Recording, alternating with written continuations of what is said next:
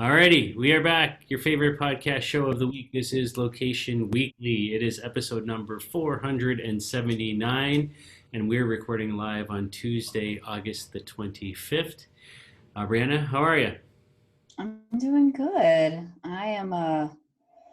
It's a rainy day here in Atlanta. We've been getting a lot of rain lately, so being trapped inside with kids and trying to work and all that is lots of fun. But, we're doing good. We're hanging in there and we are healthy, mostly happy. How about you? Yeah, all right, surviving. It's been hot up here. We were away camping with a whole bunch of other families this past weekend, so that was kind of fun just to be around other people and interacting and being out in the outdoors. And then, my son Matthew had a birthday yesterday, so he's 14 now, so that's kind of crazy. And starting high school. So yeah, it's there. Lots of crazy things going on, but it's all good. It's I know. yeah. Yes. So Matthew is an August baby like myself. right, I'll be I'll be maintaining my age. yeah, yeah. You don't Yeah. age, you stay the same. No, I age. I'm okay with that. I'm good with it. But yeah, I mean, lots of good stuff going on. I do miss traveling. I mean, I know you guys miss traveling too. You miss traveling, right, Steve? Yeah, well, I miss being in the places and interacting with the people and all of that. I don't miss the planes and the hotels and I don't know. I got little ones. Sometimes that hotel room all to yourself for a night or two is like it's yeah, like a mini vacation. uh, But it's been family time is good, right? I am counting my blessings. So yeah, yeah, 100%. Yeah, it's been good. It's been good to spend more time and kind of have more meals and more conversations and things with each other. So it's all good. well, There's always it's not stopping some creative innovation that we got to cover this week. no, it's not. There's four good stories we got to talk about. No guests this week, but four very interesting. A lot of different brands doing interesting things. So I'll let Aubriana kick it off. Yeah, so I was excited to cover this story because this is kind of one of my favorite spots when I travel to the Northeast. Wawa. So if you don't know about Wawa, you are missing out. Wawa is like this great, yes, it is a gas station, but it's 24 hours and they have like made to order food and that's the best thing, and the coffee, they got like 25 different flavors there. It's just great. Like it is a Northeast staple. But it's all up and down the East Coast. Well, not all up and down, but mostly Northeast. I think it stops around Virginia.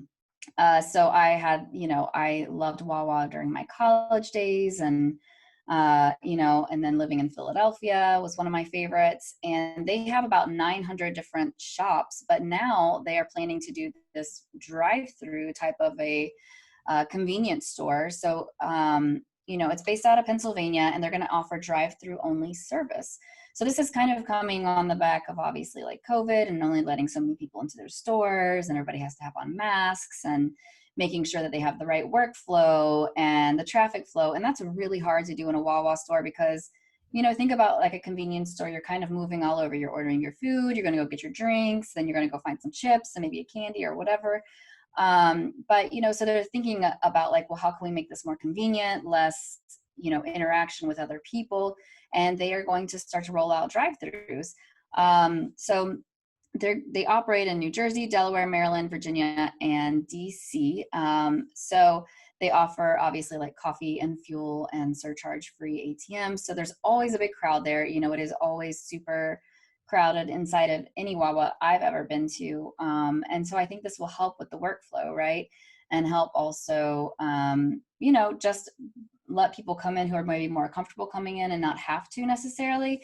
So I love Wawa. I love that they're doing this. It's interesting because, last week we had talked about how, we had the delivery service that had started out, right, with just delivery. And now they're opening brick and mortar locations. And now we have brick and mortar that's already been existing, but they're saying, okay, we need to have drive-through offerings, which they've never had.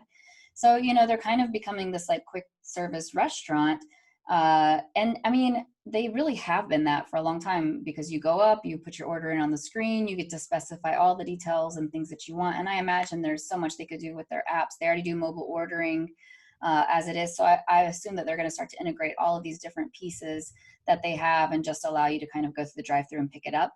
So, you know, the Southeast just does not have the caliber of like the Wawa. And I would even throw in Sheets. You know, bless our hearts down here, but we do not have that caliber of you know, offerings at like the convenience stores. So this, you know, I'm so excited. I'm hoping that next time, maybe by the time I take my next long drive up the Northeast to visit family, I can hit up one of these drive-throughs and not have to get out of the car, get some yummy coffee. What do you think? Yeah, I think it's super fascinating, and you know, the point that you raised about kind of the online, you know, format kind of moving into physical, and now you got sort of physical trying to move into delivery and service. I think we're seeing that cross section. Everybody's trying to find, you know, coming out of COVID, you know, what their new, you know, mode of operation is going to look like, what's going to be most convenient and comfortable and safe feeling for the consumer public. And I think drive-through is definitely an interesting one, and especially if they can take kind of the store experience of that, you know, discovery aspect of walking around the store and kind of that, you know, sort of last minute decision to grab that chocolate bar or that whatever it is that you do in the convenience store, you know, to still be able to do that, yeah, as you drive through, to be able to kind of see things and go, oh yeah, I want one of those and I want one of those, and yeah, well, I'll take a growler and whatever, you know, along Mm-hmm. the way. I think, you know, if they can recreate that without you ever leaving your car, I think that's super interesting. And you know, while you were talking, I was thinking back to some of the test projects that were done, you know, years ago now in China with augmented reality grocery stores and things like that. That, you know, we were involved in, and this idea of kind of still, you know, it's finding a way to kind of create that experience. You know, whether it's virtual in that sense. But still being able to kind of shop the aisles and kind of walk down the aisles and kind of see the things in a virtual sense, or in this case, in a physical sense, um, but to be able to do that in a sort of without, you know, sort of leaving the comforts of your home or your car or your whatever. I think there's a lot to that. So yeah, I think it's a great idea. The initial store that they're doing this with is in New Jersey. Is that right? Um, Yeah, it's West going Hampton, to New Jersey. be. Yep. Yeah, so that'll be super interesting to see once it's kind of up and running, and I'm sure there'll be images and Yeah. videos and whatnot available. So yeah, I love it. I think it's a great idea. All right, moving to our second story now. Sticking with the sort of gas convenience space, Waze is doing some things here. They've teamed up with a bunch of different gas convenience operators, Shell and Exxon and Mobil, all three of them. And basically, what they're doing is to kind of help with this sort of COVID need for touch-free and contactless engagement, is powering up contactless gas payments. And so basically, when you, as a Waze user, you come into the gas station in any one of these three brands, you will be prompted to pay for your gas, you know, using contactless payment. So, like, I guess it comes up with a, you know, sort of the typical Waze banner, but instead of it being for a promotion for the restaurant or the coupon or the whatever it is, it's, hey, you know, this reminder that you can pay with this contactless payment. And it's they've created an integration between the Waze app and the various apps of these gas brands, and you know, so basically it's all sort of tied together. And in addition to the payments integration, they've also been able to integrate the loyalty programs of these various brands. So you don't lose, you know, the opportunity to collect your loyalty points or anything like that when you're using Waze to pay. So it's a simple, very you know, simple experience. Basically, you download the gas app from Shell or Exxon or Mobil. You connect that up to, you know, your Waze app, and then the payment itself happens through Waze. And you know, obviously it pulls through sort of like this deep linking capability, you know, the loyalty side from the gas app and that aspect of it. So I think it's clean, it's simple, and I think people are looking for that ability to just pay in any contactless way that they can. I mean, I know when I go, I don't use an app necessarily, but I do use my tap on my card to pay. Um, typically when I go to the gas station today, and it is my card actually. So in my case, it's my bank card, like my debit card from my bank, but it is linked and integrated already to the gas loyalty program. So it's automatically every time I tap that thing, it's in this case it's the card that's linked, not the app that's linked, but it works very much the same way. And they're not the only ones doing this. 7-Eleven back in June expanded their loyalty program called Fuel Loyalty with contactless payments as well. And Amazon is doing something similar in their app using Siri for iPhone users and in partnership with Exxon specifically. So, lots of people trying to figure this out, and I think it's just a move in the right direction for the whole industry. And I expect every gas convenience retailer needs to be doing this if they're not doing this already. So, thoughts? Yeah, I think it's a step in the right direction. I do think it's a little bit choppy from a user experience standpoint because there are multiple apps that are needed here. And so, if I already have my Shell loyalty app and I can just pay through that, then I would rather just, keep that than integrate more of my payment and data to another app. Just exposing myself up for that. The other thing to consider is that even though maybe you're not paying by touching the screen or having to like go inside a gas station, you still have to pump the gas unless you live in New Jersey. So, from my perspective, like you're still having to touch things, you're still have, unless there was like, I feel like it would be more interesting if through Waze, maybe you could have somebody come out and pump your gas for you and, you paid there and you never even had to get out of the car, right? That's a little bit more interesting. But what I do like that you touched upon is like the loyalty piece of it. And I think that if there was a way to maybe position Waze in the loyalty spectrum of things, that's where I think Waze could probably make some really big steps in the right direction and being pushing them beyond just navigation and advertising, right? So, Waze knows a lot about you. It has a lot of data about where you go, where you frequent, if there's any ads that you've seen that you've actually taken them up on. And so I think that, sort of boosting that within its own loyalty play would be more beneficial for Waze and taking it a step beyond just linking with other apps. So I do think this is a step in the right direction, but I think that it's not quite seamless yet. But, I'm sure because Waze is a Google company, like there's going to be iterations here. And this is just the beginning. So. Yeah, I totally get your point on the sort of clunkiness of having the sort of multiple app aspect of it. But the one thing I want to pick up on what you said, yeah, because it's something that's been on my mind for a little while. As we've been in COVID, I can still remember as a young, child, going to gas stations with my parents, growing up, and every gas station growing up had people pumping gas for you. You didn't pump your own gas back in those days.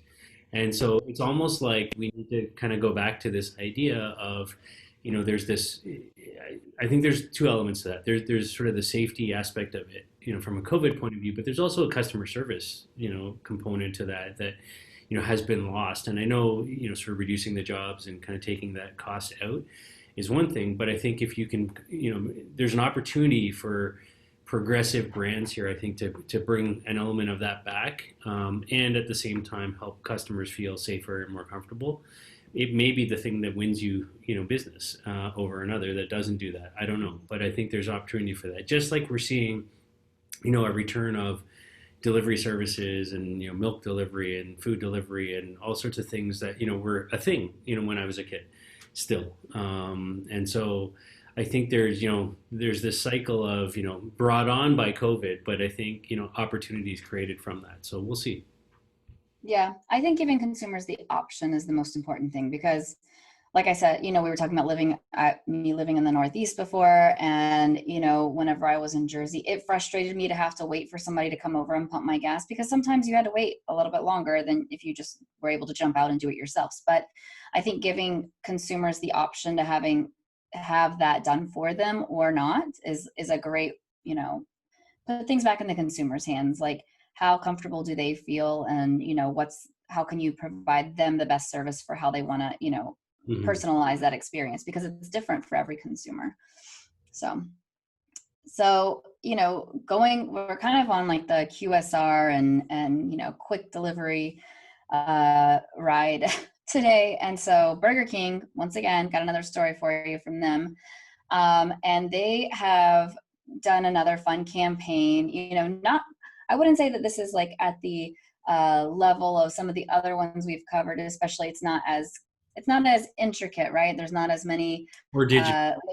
yeah, it's not as like connecting mobile devices and delivering and all of these different things. But they are now offering face masks, but not just like Burger King branded face masks. This is like your specific favorite thing to order type of a face mask from Burger King. And so it's a campaign that they did with Buzzman. And so there you can actually go on to Burger King's Facebook and Instagram, and you can comment on them to get your mask ordered. So like whatever your preferred Burger King treat of choice is. I don't even know. I'm trying to think of like was it the Whopper, right?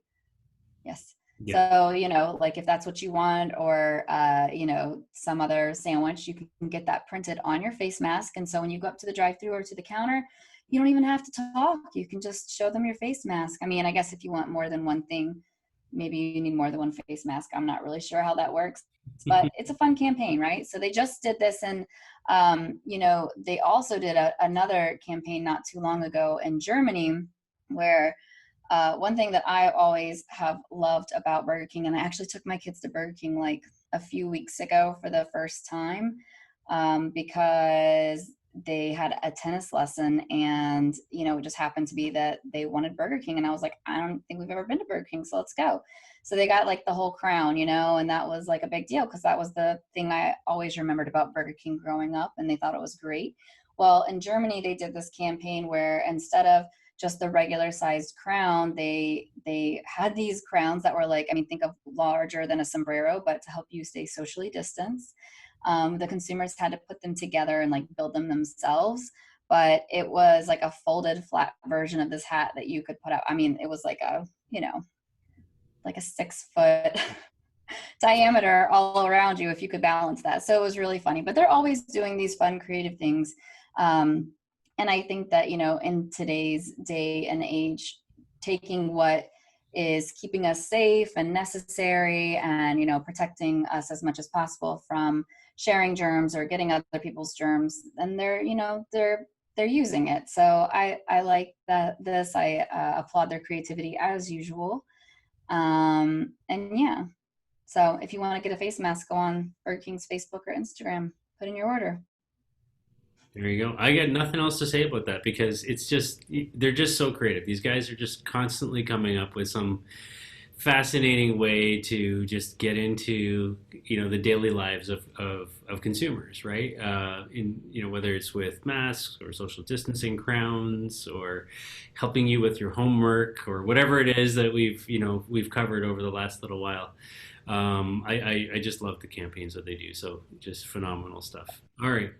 One final story. So now jumping over to the UK, Tesco has been working with Starcom, with the media agency, primarily to use digital out of home for Heineken. And so Heineken has created this campaign that's called of Summer, and Star of the Summer, sorry. And basically, what they're doing is they've got these sort of digital out of home screens that are sort of at the entrance or just on the outside of these Tesco stores. Tesco's a big kind of grocery store in the UK. And so, they've got this sort of network of screens, of digital out of home screens that are kind of at the entrances of these Tesco stores.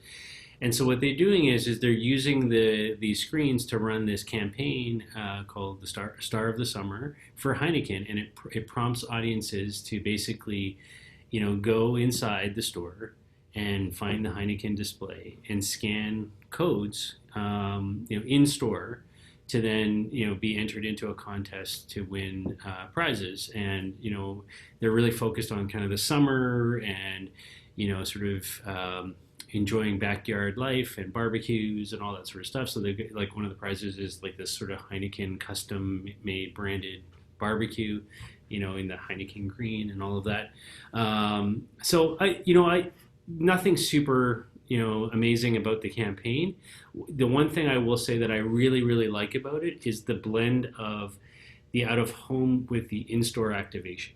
And so it's not just out of home, hey, scan something on this screen and create some social content or whatever the case might be. It's, the screen is prompting you to go into the store and do something physical, like by scanning this code, find the product. Hopefully, if you find the product, you buy the product. But like they're actually driving you to where the product is, and then you scan to then sort of activate and enter.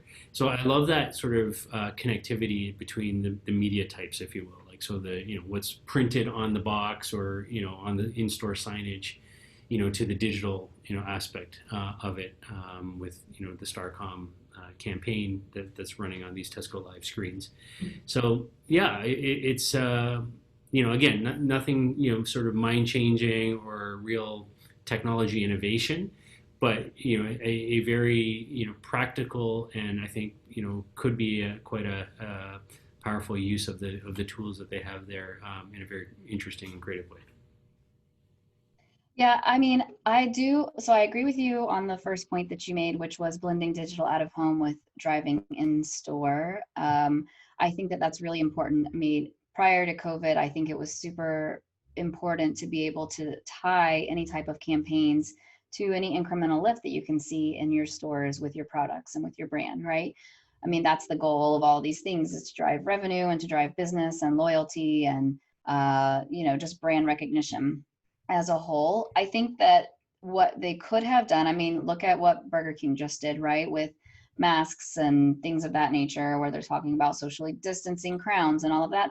I think that they maybe missed it a little bit for me, because I feel like they could have had a campaign. Maybe it's like, a safe star of the summer or socially distant star of the summer, whatever, wherever that's driving you to the store. But maybe now somebody's bringing out your order for you, Mm. or somebody's there with your favorite six pack and it's driving you to that.